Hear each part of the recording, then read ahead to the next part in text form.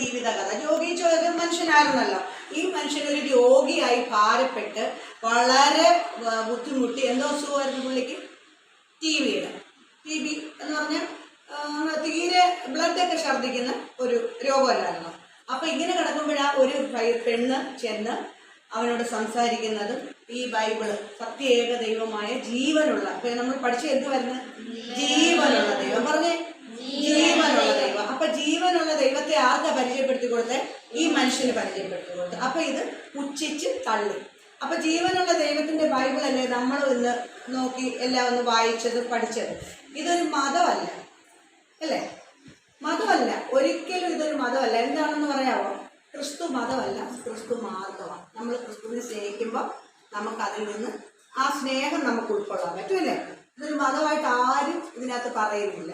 അപ്പൊ ഈ മനുഷ്യന്റെ മുമ്പിൽ ആ ബൈബിള് കൊടുത്ത് പരിചയപ്പെടുത്തി യേശുവിനെ പരിചയപ്പെടുത്തി കൊടുത്തപ്പോൾ ആ മനുഷ്യന് അത്ര കൂടി ഇഷ്ടപ്പെട്ടില്ല. അപ്പൊ യേശു എന്തൊക്കെയാ? നിത്യജീവനും രക്ഷിക്കുന്നവനും യേശു ജീവിക്കുന്ന ദൈവം, അല്ലേ? രോഗികളെ സൗഖ്യമാക്കുകയും ചെയ്യും, അതാ യേശു. അപ്പൊ ഇത് കൊടുത്തിട്ട് ലാസ്റ്റ് ഈ പുള്ളിക്കാരൻ ഇതെല്ലാം തള്ളിക്കളഞ്ഞിട്ട് വീണ്ടും വീണ്ടും വീണ്ടും ആ പെൺകുട്ടി ചെന്ന് എന്ത് ചെയ്തോണ്ടിരുന്ന്? പറഞ്ഞോണ്ടിരുന്നു. പിന്നെ എന്ത് ചെയ്ത്? വാതില് മുട്ടിക്കൊണ്ടിരുന്നു. അപ്പൊ ഈ യേശു നല്ല യേശു അല്ലേ? അപ്പൊ അവസാനം ഈ മനുഷ്യൻ ആ യേശുവിന്റെ ബൈബിൾ വായിച്ചു. ആ യേശുവിനെ വിശ്വസിച്ചപ്പോ ഈ മനുഷ്യന് എന്ത് കിട്ടിയെന്നറിയാവോ? സൗഖ്യം കിട്ടി. പറഞ്ഞേ, സൗഖ്യം കിട്ടി, സ്നേഹവും കിട്ടി, സമാധാനവും കിട്ടി. ഈ യേശു നല്ല ദൈവമാണ്, ജീവനുള്ള ദൈവമാണ് പുള്ളിക്ക് മനസ്സിലായി. അപ്പൊ ഈ ദൈവം എങ്ങനെയുള്ള ദൈവമാണ്? ജീവൻ. നമ്മൾ പഠിച്ചത് യേശുവിനെ കുറിച്ചല്ലേ പഠിച്ചേ? യേശുവിനെ കുറിച്ച് നമ്മൾ പഠിച്ച്. അപ്പൊ യേശു ആരാണെന്ന് നമുക്ക് മനസ്സിലായി. നിങ്ങൾക്ക് ആരാണെന്ന് മനസ്സിലായല്ലോ. യേശു എങ്ങനെ ജനിച്ചെന്ന് പറഞ്ഞേ? പരിശുദ്ധാത്മാവിനാൽ.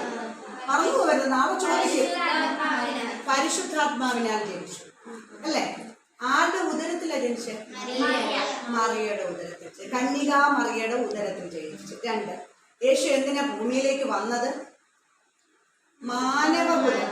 ഒരാൾക്ക് വേണ്ടിയല്ല, ഹിന്ദുവിന് വേണ്ടിയല്ല, ക്രിസ്ത്യന് വേണ്ടിയല്ല, മുസ്ലിങ്ങൾക്ക് വേണ്ടിയല്ല, ഒരു ജാതികൾക്കും വേണ്ടിയല്ല. യേശു വന്നത് മാനവകുലത്തിന് വേണ്ടി. അപ്പൊ യേശുവിനെ കുറിച്ച് അത് മനസ്സിലായി. പിന്നീട് ഒന്നുകൂടി ഉണ്ട്, രക്ഷിക്കാൻ.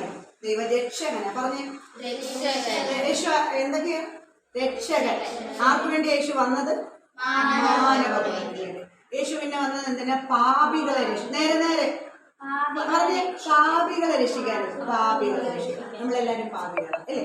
അപ്പൊ യേശു വന്നത് പാപികളെ രക്ഷിക്കാൻ. അപ്പൊ നമ്മള് ഇന്നലെ യേശുവിനെ കുറിച്ച്, നിത്യജീവനെ കുറിച്ച്, യേശു രക്ഷ. ഇന്നലെ ഇന്നത്തെ ക്ലാസ് എന്തുവായിരുന്നു? പറഞ്ഞേ, യേശുവിനെ കുറിച്ചൊന്ന് പറഞ്ഞേ. കുറച്ച് പറഞ്ഞോ.